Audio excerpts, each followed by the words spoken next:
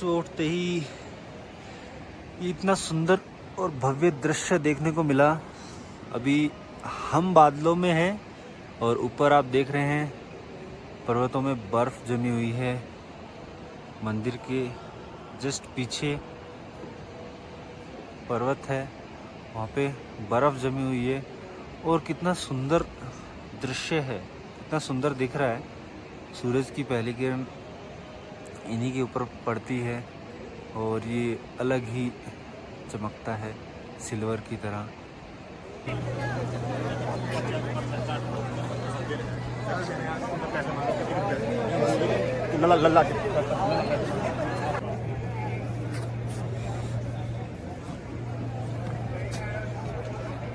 तो अभी निर्देश आए हैं, कोई भी बिना मास्क के घूमेगा तो 5,000 का चालान कटेगा या कोई सख्त कार्रवाई की जाएगी। तो हमारा केदारनाथ दर्शन करने का काम पूरा हो चुका है। हमने सुबह की आरती तो जो नहीं की, बट हमने पंडित जी से पूजा करवाई और उन्होंने बहुत अच्छे से पूजा की। और हमें एक बहुत सारी ऐसी चीज़ें दी जो मतलब कह रहे थे, कुछ कमल का कुछ फूल था जो बहुत दूर से लाना पड़ता है, वो भी पंडित जी ने हमको दिया। तो बहुत अच्छा लगा पूजा करके। और अब हम चाहते हैं कि अब हम निकल जाएं टाइम से, तो हम शाम तक वहाँ पे पहुँच जाएंगे। फिर वहाँ पे हम रेस्ट करेंगे थोड़ी देर, और रेस्ट करने के बाद फिर हम निकलेंगे ऋषिकेश के लिए। तो मैं बताऊँगा कि हम निकल रहे हैं। मास्क चलो बताओ कहाँ निकल रहे हैं हम केदारनाथ के दर्शन करके अभी वापस नीचे उतर रहे हैं और समय हो गया है 10:46। कहते हैं कि नीचे उतरते वक्त कम टाइम लगता है, तो देखते हैं कितना समय लगेगा। The most important part is what कि कल हमारा जो स्टे था, रात को अचानक से ठंड बढ़ गई और ये जब ठंड बढ़ी तो दांत कड़कड़ करने लगे। सब कुछ हमारा था रुकने का 2 दिन एटलीस्ट, बट डर गए। ठंड इतनी ज़्यादा थी कि घबरा गए बहुत ज़्यादा, क्योंकि राजस्थान से एकदम से ठंड के इलाके में आ गए तो चीज़ें बदल जाती है। टूर है, चलिए चलते हैं।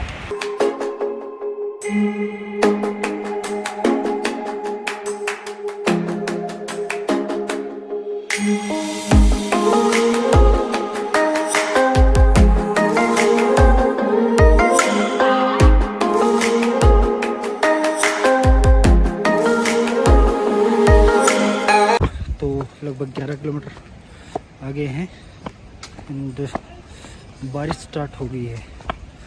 और रोहिन एज यूजुअल बहुत पीछे रह गया है और मैं बहुत आगे आ गया हूँ।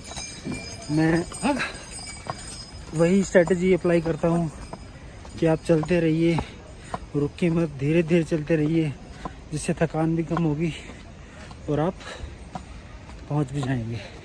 बारिश में भी रुकने का मन नहीं कर रहा। हाँ, थोड़ा सा ध्यान से चलना पड़ेगा, बारिश आती है तो हो सकता है फिसलन बढ़ जाए, तो वो चीज़ें ध्यान रखनी पड़ेगी। तो बारिश बहुत तेज़ आ गई है, फाइनली रुकना ही पड़ा, अदरवाइज़ मेरे सारे कपड़े भीग जाते और मैं घर जाने लायक नहीं था। फाइनली मैं नीचे उतर गया हूँ। सामने आप गेट देख रहे हैं, यहीं से शुरुआत होती है चढ़ाई की केदारनाथ के लिए। और मैं आज मतलब 2:48 तक नीचे उतर गया हूँ। 11 बजे हम चले थे और 2:48 तक। तो आप देख सकते हैं उतरने में बहुत कम टाइम लगता है। तो केदारनाथ से नीचे उतरते ही गौरी कुंड आता है और ये गौरी कुंड का मार्केट है जहाँ से मैंने गर्म कपड़े खरीदे थे। आगे बात यह है कि हम सोनप्रयाग आ गए हैं वापस से और भूख लगी है। हम उसी होटल में रुकेंगे और वही खाना खाएंगे जो वहाँ पे ऑर्डर किया था लास्ट टाइम। बहुत टेस्टी फूड था उनका, है कि नहीं। हम सोनप्रयाग में आ गए हैं और मतलब 20 किलोमीटर जाना और 20 किलोमीटर नीचे उतरना, और वो भी एकदम चढ़ाई पर। और पूरी तरह से थक गए थे, हमारे पैर पूरी तरह से दर्द कर रहे हैं। तो अब अमन ने डिसाइड किया है कि वो मसाज लेंगे, तो हम नीचे आकर के मसाज करवा रहे हैं। मैं आपको पूरा नहीं दिखाऊंगा, अमन बहुत शर्मिंदा होएगा आफ्टर वॉचिंग दिस वीडियो। तो भैया ने बहुत वाजिब रेट लगा रहे हैं अगर आप सोनपराग में आते हैं आफ्टर केदारनाथ दर्शन के बाद में, तो आप यहाँ पर आकर इनसे मसाज करवा सकते हैं। भैया आपका शुभ नाम? मेरा नाम रवि है साहब। रवि है। और आप यहीं से सोनपराग से? मेरा यहाँ से 250 किलोमीटर है घर। हाँ जी। और यहाँ पे अभी कहाँ रहते हैं अभी आप? सीतापुर में रहता हूँ, 1 किलोमीटर पीछे। तो आपका जैसे भी अप्रोच करा तो कॉलिंग से ही होता है मतलब ऐसे, या फिर कोई किसी को बुक करवाना पड़ता है? होटलों में जाता हूँ, मैं खुद ही जाता हूँ पूछने। अच्छा, पूछने जाते हैं। ओके, तो अमन जड़ी बूटियों के ऑयल से मसाज करवा रहे हैं और ये बहुत ही अच्छा है, क्योंकि इन्होंने जब दिखाया अमन के हाथ पर लगा करके तो लिटरली धुआं निकल रहा था उस ऑयल के अंदर से। तो ये भी बहुत ज़्यादा ज़रूरी है। पूरी तरह से पैर दर्द कर रहे हैं और उसके लिए सुकून के 2 पल अब इस तेल से, इस मसाज से आपको मिलेंगे। या किसी भी तरह की शरीर के अंदर कोई दिक्कत नहीं होगी। ये जो मैं लगा रहा हूँ ना, ये आपके पाँव तक काम करेगा। पाँव तक? हाँ जी। पाँव तक कैसे जाएगा इसका असर? बस 7 मिनट तक आप बैठे रहो। जैसे इनकी आंखें बंद हैं, अगर आप खुलवाएंगे तो नहीं खोल सकता है। ठीक है। उसी की वजह से नसों द्वारा पाँव तक असर जाता है इसका। जलन तो बिल्कुल होगी भाई साहब। ये अपना आप खुलेंगे, आप कितना भी खोलोगे तो नहीं खुलेंगे, अपना आप खुलेंगे। सुबह के 6 बज चुके हैं और हम वापस प्रस्थान कर रहे हैं ऋषिकेश की तरफ। यहाँ पे आपको सुबह 5 से लेके 6:30 बजे तक बस मिलती है ऋषिकेश वापस जाने के लिए। उसके बाद आपको कुछ नहीं मिलेगा। तो हम सुबह उठे 4:30 बजे, थोड़ा नहा धोई, फ्रेश वगैरह हुए और अब हम बस में बैठ चुके हैं। तो 2-3 बजे तक हम शायद ऋषिकेश पहुंच जाएंगे। याद रखें, अगर आप पर्सनल गाड़ी से आ रहे हैं तो ठीक है। अगर बस से आ रहे हैं तो वापस जाते वक्त आपको सुबह 5 से लेकर 6:30 के बीच में ही बस मिलेगी। अदरवाइज़ फिर आपको नेक्स्ट डे का वेट करना पड़ेगा। ये यहाँ के लोगों का कहना है।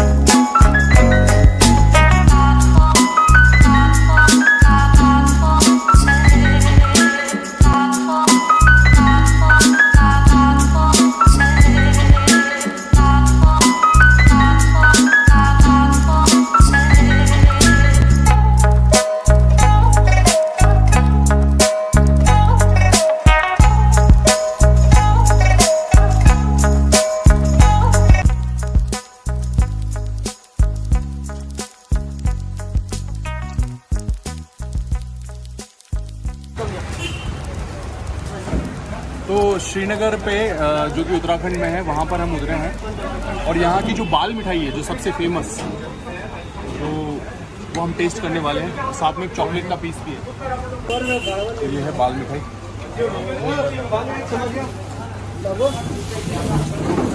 अब इसको टेस्ट करके बता दें कैसी लगती है। तो यहाँ की स्पेशलिटी है, ये स्पेशल मिठाई है ये,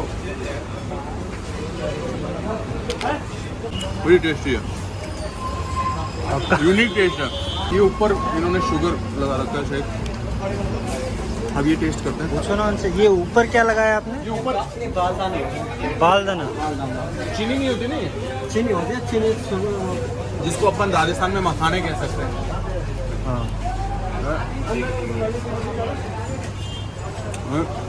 चॉकलेट बड़ा टाइट है, चॉकलेट मिठाई। इसमें क्या क्या मिक्स है? इसमें खोया होता है।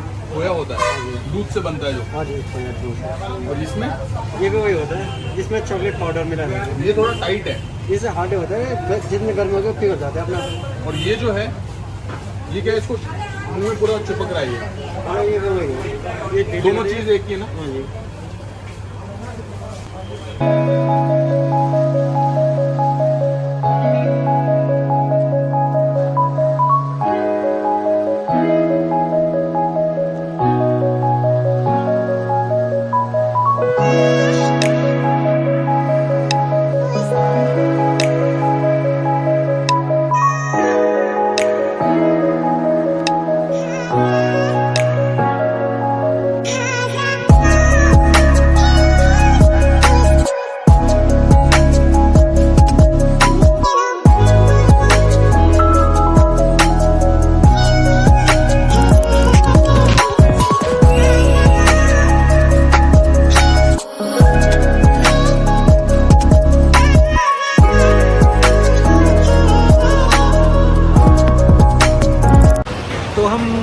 बस पहुंच चुके हैं वापस और आज हम यहीं पे स्टे करेंगे।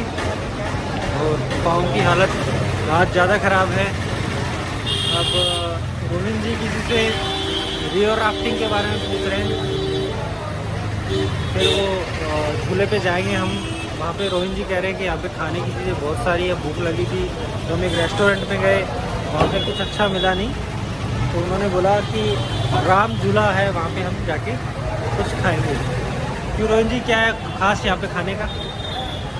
जूते। हाँ, तो यहाँ पे धक्के खाने के, रोहित जी के फेवरेट चीज़ें यहाँ पे मिल रही है। यहाँ पे धक्के खाएंगे हम थोड़े से। हम झूले पे जाएंगे। एक्चुअली इसकी हालत ख़राब है बहुत ज़्यादा, पाँव नॉट एबल टू वॉक। कल तो कुछ नहीं कहा, आज पाँव ने जवाब दे मेरा दिया। कल टॉन्ट मारा था, आप लेग्स लगाते हो। देखो लेग्स लगाने का फ़ायदा ये होगा, ये आराम से चल पा रहे हैं, मेरे पाँव खत्म हो चुके हैं, इसलिए फिटनेस बहुत ज़रूरी है। चला भी नहीं जा रहा। तो अभी रोहित जी कुछ और खाने आए, क्या खा रहे हो? Sweet potato. Sweet potato. ये रेडी हो गया है स्वीट पोटैटो। देखते कैसा होता है। अच्छा, तो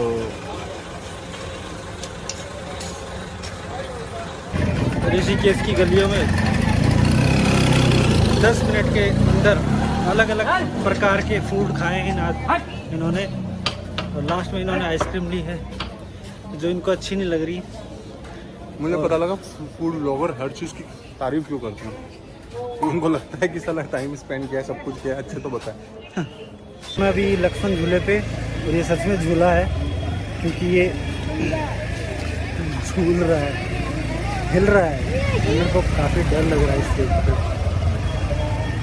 ये बहुत मजबूत है बट फिर भी कोई झूला इस तरीके से हिलता है तब बहुत डर लगता है। तो गाइस, इस वक्त हम हैं राम झूला पर और हम दोनों जा रहे हैं परमार्थ की आरती देखने के लिए। इस वक्त झूले पर बहुत ज़्यादा रश है, जैसे कि आप देखें पीछे बैकग्राउंड में बाइक्स भी जा रही है, बहुत सारे लोग हैं। चलिए फटाफट से निकलते हैं।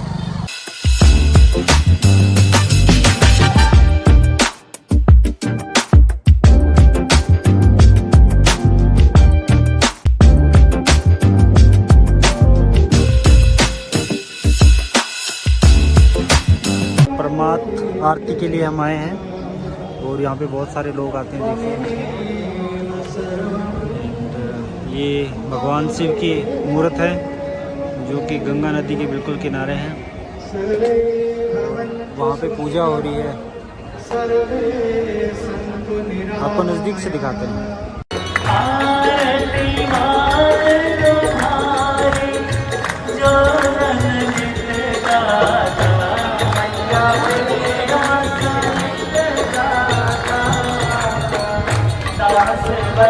तो पूजा का समापन हो चुका है और हम निकल चुके हैं वापस अपने रूम की तरफ। थोड़ा बहुत मार्केट में घूमेंगे, आज जल्दी नहीं सोएंगे क्योंकि कल हम जल्दी सो गए थे।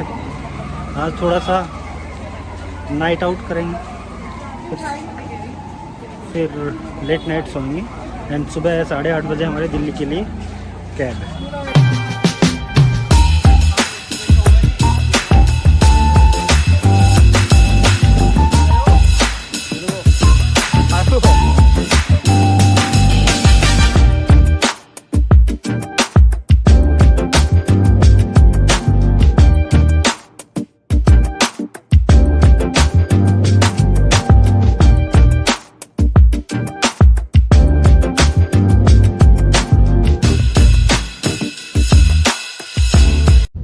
ऋषिकेश से निकल गए हैं दिल्ली के लिए और हमारा ट्रिप यहीं ख़त्म होता है। लेकिन हमारे भैया रोहित जी का कहना है कि दिल्ली में ख़त्म होगा, यहाँ नहीं होगा। तो दिल्ली में भी वो चाहते हैं कि आज के दिन वो कुछ चीज़ें देखें लाइक कुतुब मीनार, तो उसके बाद हमारा पूरा ट्रिप कंप्लीट हो जाएगा।